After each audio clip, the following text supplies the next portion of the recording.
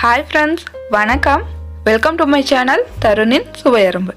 இந்த வீடியோவில் வீட்டிலேயே பனானா கேக் எப்படி செய்கிறதுன்னு பார்க்கலாம். ஓவன் இல்லாமல் குக்கரில் சால்ட் எதுவும் ஆட் பண்ணாமல் சிம்பிளான முறையில் ஈஸியாக செய்யலாங்க. இந்த ஈஸியான கேக் ரெசிபியை எப்படி செய்கிறதுன்னு வீடியோக்குள்ளே போய் பார்க்கலாம். வாங்க ஃப்ரெண்ட்ஸ், வீடியோக்குள்ளே போகலாம்.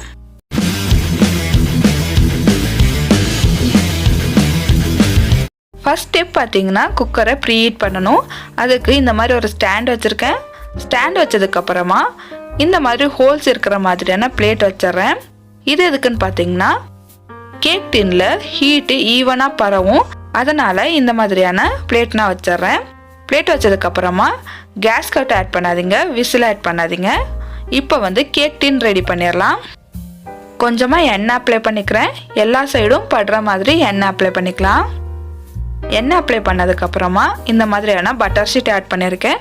உங்கள்கிட்ட பட்டர் ஷீட் இல்லைன்னா கொஞ்சமாக மைதா மாவை கேக் டின்ல எல்லா பக்கமும் படுறது மாதிரி டஸ்ட் பண்ணிங்கன்னா டீமோல்ட் பண்ணுறது ரொம்ப ஈஸியாக இருக்கும்.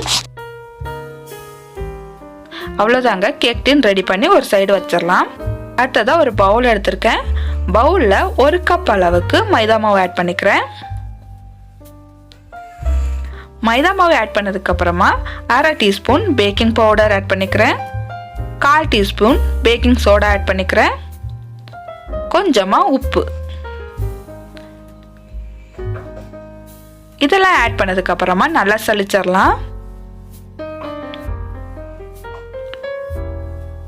சலிச்சதுக்கப்புறமா இந்த மாதிரி நல்லா மிக்ஸ் பண்ணிக்கோங்க.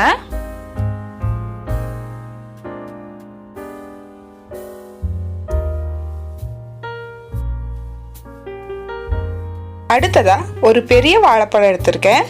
இந்த வாழைப்பழத்தை மிக்ஸி ஜாரில் இந்த மாதிரி கட் பண்ணி ஆட் பண்ணிக்கிறேன். வாழைப்பழத்தை கட் பண்ணி ஆட் பண்ணதுக்கப்புறமா சர்க்கரை ஆட் பண்ணிக்கலாம்.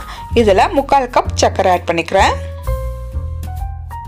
ஒரு 1/4 கப் எண்ணெய் ஆட் பண்ணிக்கலாம். எண்ணெய் ஆட் பண்ணதுக்கப்புறமா 1 டீஸ்பூன் வெனிலா எசன்ஸ் ஆட் பண்ணிக்கிறேன். அடுத்ததா இது கூடவே 1/4 கப் பால் ஆட் பண்ணிக்கலாம்.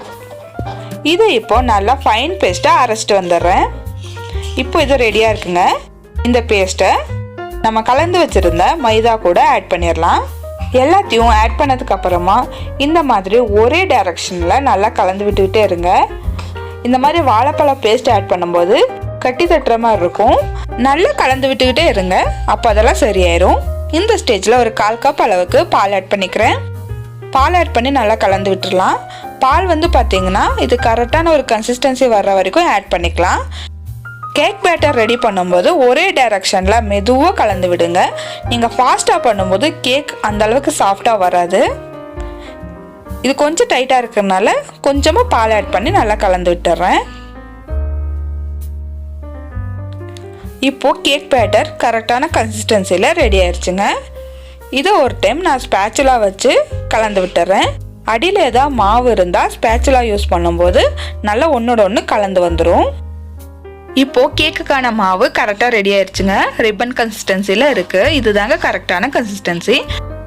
இந்த கேக் பேட்டரை நம்ம ரெடி பண்ணி வச்சுருந்த கேக் டின்ல ஆட் பண்ணிடலாம்.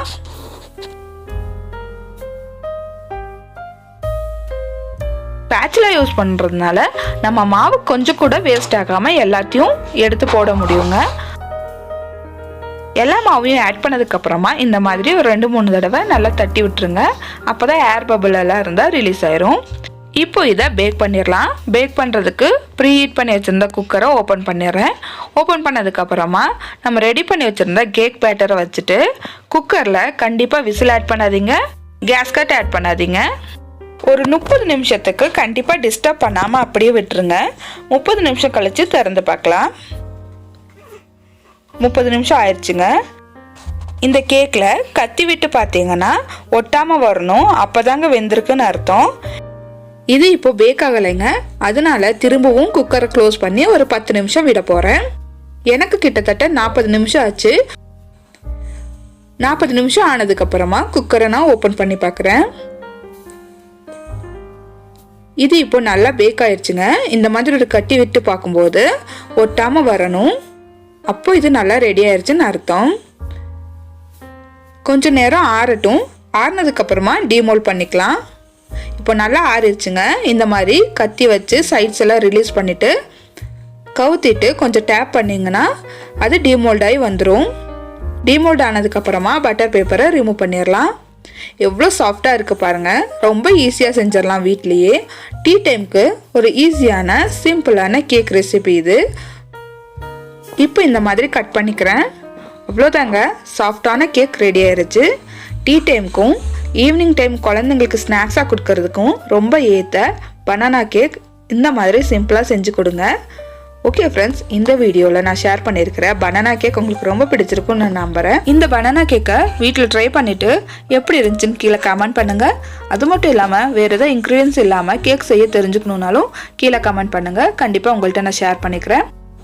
ஓகே ஃப்ரெண்ட்ஸ், இந்த வீடியோ உங்களுக்கு பிடிச்சிருந்துச்சுன்னா லைக் பண்ணுங்கள், ஃப்ரெண்ட்ஸுங்களுக்கு ஷேர் பண்ணி என்னோடய சேனலுக்கு சப்ஸ்கிரைப் பண்ணுங்கள்.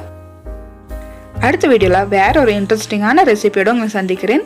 அது வரைக்கும் பை ஃப்ரெண்ட்ஸ், டேக் கேர்.